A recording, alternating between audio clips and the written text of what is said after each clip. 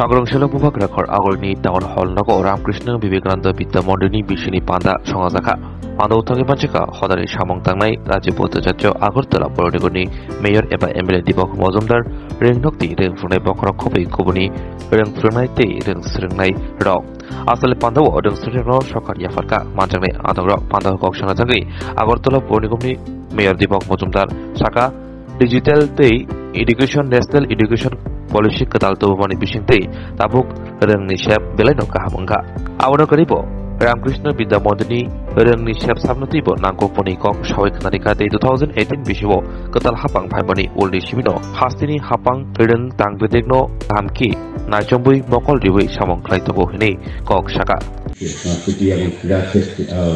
Academic ক্ষেত্রে তাদেরকে আজকে পুরস্কৃত করা হবে। তো প্রারম্ভিক বক্তব্যে বিদ্যালয় সম্বন্ধে বিদ্যামন্দির সম্বন্ধে প্রদীপ কুমার দাস যে বিষয়বস্তু তুলে ধরেছেন আমি জেনেও আনন্দিত হয়েছেন, খুশি হয়েছি যে বিদ্যালয়ের ভূমিকা ছাত্র তৈরি করার ক্ষেত্রে পাশাপাশি ছাত্রকে প্রকৃত মানুষ তৈরি করার ক্ষেত্রে যে শিক্ষক শিক্ষিকা এবং দায়িত্ব নিয়ে কাজ করছেন তাদেরকে আমি ধন্যবাদ জানাই। এমনিতে আমি বলবো যে সংক্ষিপ্ত আকারে কিন্তু আমার একটা প্রোগ্রাম আছে, আমাদের রাজীব বাবু যিনি প্রধানমন্ত্রী ওনারও একটা বিশেষ প্রোগ্রাম আছে, কাজে বলার একটু ইচ্ছা থাকলেও সুযোগ নেই। তা আমি বলবো যে এই বিদ্যামন্দির যখন শুরু হয়েছে, এখানে দুটো বিদ্যামন্দিরই একসঙ্গে করে একটা ৭৬ সন থেকে শুরু করেছে যেটা সরকারি অনুমোদনও প্রাপ্ত আছে, বাকিটা আপনারা শুনেছি কিছুটা আলোচনা আগেও জানি বিদ্যামন্দির সম্বন্ধে যে পরিকাঠামোগত কিছু আরও প্রয়োজনীয়তা আছে ডেভেলপ করা। সেক্ষেত্রে আমাদের সরকার বা সবাই মিলে যদি আমরা একটু সহযোগিতা করি, নিশ্চয়ই যে উদ্দেশ্য বা আদর্শ নিয়ে বিদ্যামন্দির তখনকার সময় যারা তৈরি করেছিলেন বা বর্তমানে যারা এটা চালিয়ে যাচ্ছেন তাদের যে চিন্তা ভাবনার সঙ্গে কিন্তু এটা অনেকটাই এগিয়ে যাবে। তো আমি বলতে আপত্তি নেই যে আমাদের ২০০০ সরকার গঠিত হওয়ার পর এই রাজ্যে জাতীয় শিক্ষানীতির পাশাপাশি আমাদের রাজ্যের শিক্ষানীতি অনেকটা পরিবর্তন হয়েছে, পরিকাঠামো দিক থেকে হোক বা গুণগত দিক থেকে হোক। এখন কিন্তু সমস্ত কিছু যারা শিক্ষা গ্রহণ করেন এবং শিক্ষা দান করেন, আগে যারা আমরা স্টুডেন্ট ছিলাম, আমরা যেভাবে বিদ্যালয় বা কলেজে পড়াশোনা করেছি,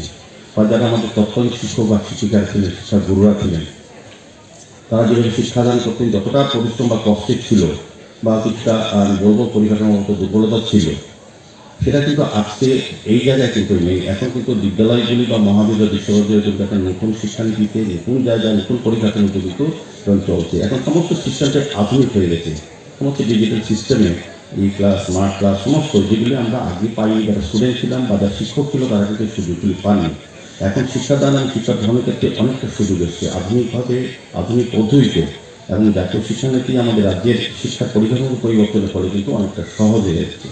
তারপর আমি বলবো যে প্রায় বিদ্যালয়ে অনেক কিছু করা প্রয়োজন, সময়ের সঙ্গে সঙ্গে অনেক কিছু পরিবর্তন অত্যন্ত প্রয়োজন, বা শিক্ষার ক্ষেত্রেও আমাদের রাজ্য সরকার কিন্তু বহু ক্ষেত্রে শিক্ষা ক্ষেত্রে অনেকটা এগিয়ে গেছেন। আমি বলবো যেটা বললাম যে গুণগত মান পরিবেশ শিক্ষা ক্ষেত্রে টিচার নিয়োগের ক্ষেত্রেও দেখবেন আমরা আগে যখন পড়াশোনা করেছি তখন একরকম, আর এখন যখন পড়াশোনা যারা করেন বা পড়ান তাদের মধ্যে একটা মূলগত পরিবর্তন লক্ষ্য করা যায়, এটা শিক্ষানীতির ফলে হোক বা সরকারের দৃষ্টিভঙ্গির ফলে হোক। তো আমি বলবো যে রামকৃষ্ণ বিবেকানন্দ বিদ্যা মন্দিরে যারা শিক্ষকতা করছেন, যারা সম্মানীয় গুরুরা আছেন, শিক্ষাগুরুরা, তারা যথেষ্ট দায়িত্ব নিয়ে তারা কাজ করছেন।